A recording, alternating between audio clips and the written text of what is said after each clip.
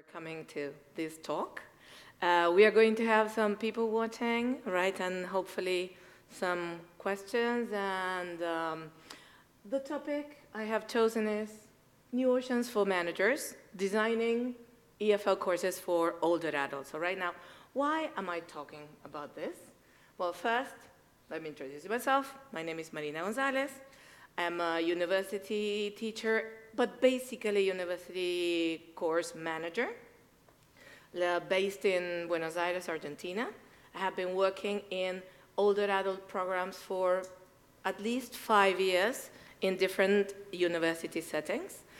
And what I want to share with you today is this new area that has some research, but it's quite scattered, and it draws from a variety of sources, okay? And my idea today is to try to describe the present situation, so as mostly my idea as a manager is to talk to managers or teachers in charge of programs, that you may make the necessary choices to develop those programs, okay? So, which are the three concepts I want to put into tension here? I said the idea of oceans, all right? Oceans was chosen. Is anybody familiar with the concept of oceans when talking about this? This is something that comes from marketing. There was a theory that started in around the year 2000 related to the idea of blue oceans marketing. That is, when you reach new areas that have not been explored yet, okay? If we think about English language teaching, all right, or the world of LTOs, our red oceans, that is where everybody works, is language schools, state education, all right, teaching young children, teaching adults, all right, teaching in company. Those are the settings that are already described, okay? But there is a blue ocean. There are a number of blue oceans. The one I'm going to talk about today is that one of older adults. And this is interesting. We don't talk about old people. We don't talk about senior citizens, retired, pensioners, about to die people, all right? This is not the concept. The concept is, and this is something that has come from the very community. It's older adults. And in a way, there is a concept, an idea nowadays that is, there is a possible definition of a fourth age, okay? So we'll get into that a little bit later. Now, a question, if I ask you what an older adult is, what image comes to your mind? Is it an active person? Hey, Luisa, you shut up. But if you think, how do films bring you the idea of older people? The prototype is the old granny. All right, perfect. So the prototype is granny cooking, all right? Probably with gray hair, maybe knitting, okay? This is what Hollywood has done to us, right? It's this, we accept these images. And this is what we're going to take right now, okay? But I have already somehow warned you that there is change. First of all, the name has changed, all right? We are not talking about seniors. We're not talking about teaching English to grannies. This is not the name of the talk, okay? And the other thing is that there is a new concept coming around as regards a fourth age. That is when you are above 80, okay? So strictly, theoretically, according to what is being used nowadays, is an older adult is a person above 60 years old, okay? Now, the point is, what is, or who are these older adults nowadays? But I'm sorry, I made a mistake. I forgot the last element of my triad, okay, which is managers. Why? I said, I am a manager. My responsibility, and if we want to draw some sort of a line with what Paula was saying in terms of empowering teachers, all right, it's the manager's role for this. A manager needs to know a lot, at least to consider the audience, the theory behind an area, before devising courses so that teachers are going to be empowered in order to be able to carry out that task. All right? If an organization decides to, let's open courses for older adults, and say, do you have older adults in your area? Have you contacted them? Do you know what they want? These are the aspects we want to explore today. Okay? So, will you join me? Right. So, I asked you what an older adult was, right? These are older adults. These are the older adults we have today. And I am so happy to have one of them here in the audience, all right? The central star, okay? But of course, the famous local, the one we always, all of us love, okay, is there. And then his tricky companion, right, of the opposing band, was just doing his things around the world, okay? Some sort of miracle of science. And then we have the three in the center and below are people from our ELT tribe, okay? Elka's here. She's a specialist in multilingualism, right? She's going around the world and teaching her courses in Kazakhstan or going to a variety of places, all right? And always developing ideas. Ron White is the father of ELT management, okay? And Jane Willis, right? Now, these three people fit into the concept of older adults, and they certainly do not fit the prototype that we were taught. Something that is very important in all these cases and that we should consider is that the same as with young children, each generation has a characteristic. Right now, if your LTO is interested in developing something for the audience, they need to consider this. These people were young in the 60s. They were out and about in the middle of the flower power, all right? They experienced all the changes in the 70s, right? And you have no idea. They are far more,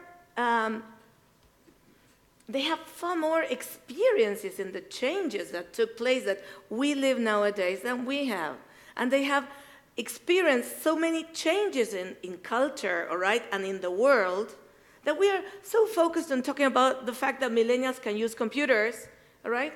But then we forget that these people have seen all the changes, all right?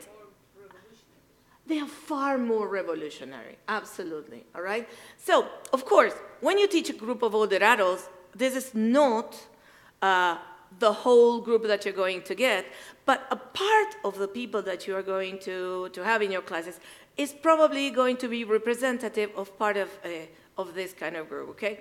In my classes, I tend to have a lot of retired English teachers who just love to sit there and see me sweat as I try to get people to do what I think that they want, all right? And then they are so relaxed, okay? And they know a lot of language. So this is another thing. They have lots of experience, of educational experience, all right? And they are clear, they really have clear in their minds what they want to do. Now, in this way, I'm explaining what older adults are. Now, the other thing I should explain is what we mean by older adult education.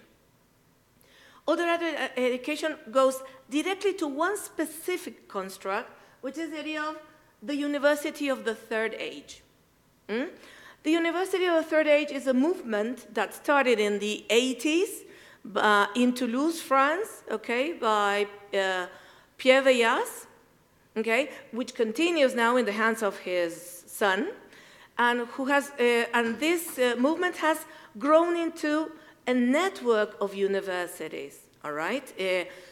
last year in October, we were in Santiago, in Chile, with a meeting of the South American, network of universities working along the lines of the University of the Third Age. Okay, now, what is it? Basically, the concept was to design university-based courses taught by university teachers to people who were retired. Now, this marks quite clearly the segment of people, all right? That is, they are professionals that are retired, so we have a product for the middle and upper classes that find it comfortable to contact and to connect back with university. And another key issue of the University for the Third Age French model is that they pay a fee. So then the system sustains itself. Okay? Then, in the words of the French, they say that the British model is what the British do, which is do the same but in a different way. Okay? The characteristic of the University of the Third Age in the British model is that there is an exchange of knowledge among the members. If I am not wrong, there is no fee directed to a person, okay? But and the offer, of course, is going to change, or is going to depend on the knowledge of the members of that community, okay? So it's far more communal. It's strongly community-based, and there is no fee included, okay? Then we appear, all right? The South American model appears, okay? Why? Why is it different? Mainly because we have, in some places, particularly in my country, a national agency of pensions or of retired people. And then this national agency created agreements with universities to offer the model of the French model course, all right, university-based, with university teacher-taught instruction, but free for the audience, okay? That is, but it's not free because there is no money created. It's because this government office covers the costs, all right? And this is something that marks specifically the movement, mostly in my country, because the Chilean model is not so, is closer to the French model, okay? So as always, we have variety within South America, okay? But the governing idea is the idea of the University of the Third Age, okay? And then, I'm not going to take too much time into this, not because I don't want to, but I have other things to explain, but the idea is that the Chinese model and the Canadian model we don't know very much about them.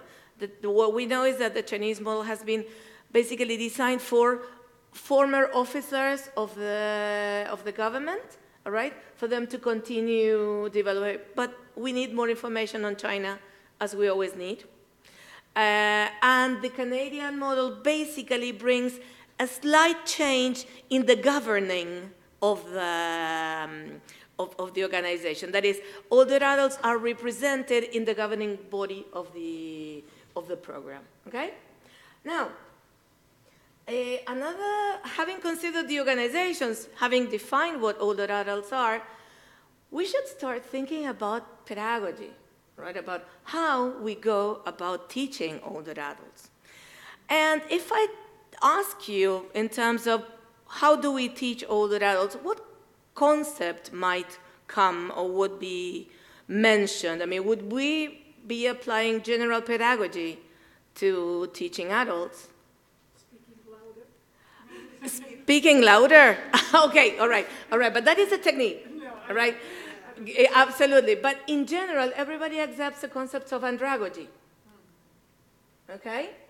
Andragogy is a concept that was created by the end of the 80s, all right, that nowadays is generally accepted as the concepts, the basic ways in which a a course for adults goes, all right, and they recognize this basic concept in the learner. The idea of the importance of self-concept, okay? The importance of the past learning experience, okay? But what andragogy says is that people are going to learn as a consequence of the way, and they will continue to do so. And then, of course, all the personal thrive, okay? The idea of self-motivated, that they are ready to learn, okay? That suddenly changes geragogy. And geragogy is a pedagogy for older adults. And basically, not only for the students, but also for the teachers. That you are taking a stand because you're reading society in a way, and you're a step further, put them all in a class, okay? There is some sort of homogeneity in common. And here, the idea is to empower and emancipate, all right? That is, as Eloisa was mentioning the other day, all right? That is, they are deciding what they want. You don't tell them what to do. They decide what they want to do. This is how they can be empowered. And this is the change. And this is what I think personally is that there is a sustained development, but it's not only of knowledge and skills. It's also wisdom. And wisdom is something that our societies need a lot, all right? And you know what I mean by that, okay? Now, but after this, there was a second twist, and this was produced by Dania Ramirez Gomez in 2016. She's a Chilean linguist based in Japan, teaching Spanish as a foreign language. And she went a bit further, and what she marked was critical foreign language geragogy. That is, if critical geragogy considered the idea of the older adult as an important person and as an empowered person, critical foreign geragogy went even to include the role of facilitators and the fact that facilitators were supposed to be aware of what they were doing in that moment, and that is a political action, and that their role is to help those people take new roles in society, okay? Now, and the most interesting thing that I find is the first strong questioning to the role of past experiences. Because in the concepts of andragogy, you accept past experience as something shaping the way you learn. In here, what you took is that maybe what you need is to learn different from the way you always learned. You can challenge all of your life if you wanted, okay? This is not easy to sell, absolutely, all right? But what I wanted you to know was the different choices that you can make if you're thinking to offer courses for older adults. So, being correct in terms of time. What can managers do in this situation? Of course, personally, I am all for critical foreign language geragogy, all right? But I teach with older adults, and I know, and I work in 2 different universities. And in one of them, I cannot apply this because it's a middle-class university, and really, the general concept of the U3A is perfect. It works for that audience, all right? And it fits in all the characteristics. It's mostly ladies, all right? They don't come to university to have their ideas challenged, all right? But I also work in a private, in a state university, okay, in the province of Buenos Aires, and that is a different field, absolutely, because university is reaching out population that never had the possibility of having contact with higher education. This is the part I'm going to explore this year, so I'll tell you about it next year, probably, okay? But what is important is that managers need not choose one thing. What they need is to read their institution, to decide whether their product is going to be an offer just for pleasure or something that empowers their students to take different roles in society, okay? Is it going to be something for a few, which is perfectly valid, or is it going to be something for those who have never had access? And what is crucial, and going back to what I said at the beginning in terms of empowering, is that managers need to design having all this information in mind, so that then teachers will be able to facilitate, to take part in the program, and not to be burnt out. Because something that we need to have very clear in mind, and coming from a psychoanalytical country, is that whatever you do, when you teach older adults, puts at stake your relationship with your parents. And this is one of the reasons why lots of teachers can't stand teaching older adults, all right? So then it is a moment of reflection, etc. But you also have to respect the freedom of people who do not want to reflect, all right? So that is why it's not easy, not only to design courses for older adults that, according to the lines of the U3A, they should be modular, there shouldn't be any kind of exam, all right? They decide on the route that they follow, because really they are old enough to decide what they know if they know or not know. They don't need you to tell them, okay? They are reflective and wise enough, okay? And the other thing is this idea of having teachers who are prepared to enjoy. I mean, if you really are in that moment of life when you can enjoy these classes, they're one of the best things that can ever happen to you as a teacher. And as a manager, you can be proud of what you're offering, okay? So, summing up, okay, because we have to be fine and precise with time, what I tried very clumsily to bring here is not a cause and effect anything, is rather humble complexity design, okay, of the tensions that take place when you are thinking about designing courses, okay? So my main point of view is that of managers, and managers need to be aware of three things that have a relation among themselves without the managers even, all right? But they are things that they need to consider. That is, older adults, and what you mean by older adults, all right? It's not just a bunch that is homogeneous, and heterogeneity is very important, but you need to know gender, social class, all right, studies, their purposes in that moment in life, okay? And then, together with that, this concept of older adults, how they see themselves, is going to mark and shape the curriculum that you can offer. The kind of facilitators you are going to include, that is, the kind of teachers you're going to be hiring for the program, and the kind of materials.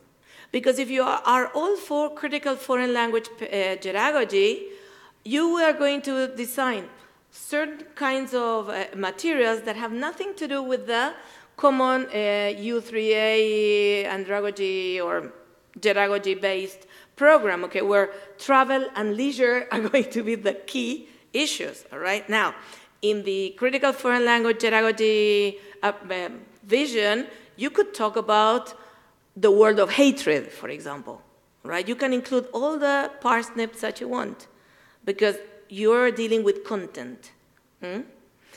And of course, the third element in tension is that of organizations, okay? By understanding the tensions among these three groups, okay, truly four, you will have the kind of scenario that you need in order to design your program, okay? So this is it. Thank you very much. And we have time for questions. Okay, so I am more than happy to continue talking about this issue if you want. We also have an open Facebook group that is EFL teachers teaching older adults, all this long, all right? Or my email addresses, okay, of each of the university, marina.gonzalez@uflo.edu.r, or M.A. Gonzalez, because another Gonzalez arrived earlier than me, right? At umpas.edu.r, okay? So I'll be happy to answer any questions that you may have. Thank you. And if you're interested, these are part of the references. Of course, Dewey and Freire had to be there. So, any questions? Click, click. Sounds of silence. Anybody teaching older adults?